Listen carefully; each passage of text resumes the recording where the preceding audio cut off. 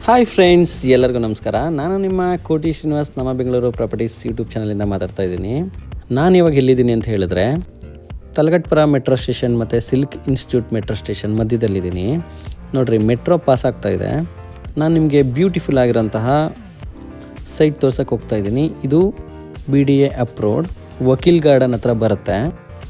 ಬನ್ನಿ ಸೈಟ್ ನೋಡ್ಕೊಂಬರೋಣ.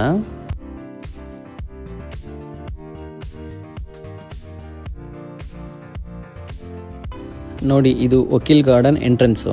ಇದು ಬಂದು ಶೋಭಾ ಅಪಾರ್ಟ್ಮೆಂಟು. ನೋಡಿ, ಇದು ಬಂದು ಗೇಟೆಡ್ ಕಮ್ಯುನಿಟಿ ಪ್ರಾಪರ್ಟಿ. ಇದೆಲ್ಲ BDA ಅಪ್ರೂವ್ಡ್ ಲೇಔಟ್. ಇದೆಲ್ಲ ಬನ್ನಿ ಒಳಗಡೆ ಹೋಗೋಣ. ಇದೆಲ್ಲ ನಿಮಗೆ 50 ಫೀಟ್ ರೋಡ್ ಬರುತ್ತೆ. ಈ ರೋಡು 60 ಫೀಟ್ ರೋಡ್ ಬರುತ್ತೆ, ಮತ್ತು ಈ ರೋಡ್ ಬಂದು 30 ಫೀಟ್ ರೋಡ್ ಬರುತ್ತೆ.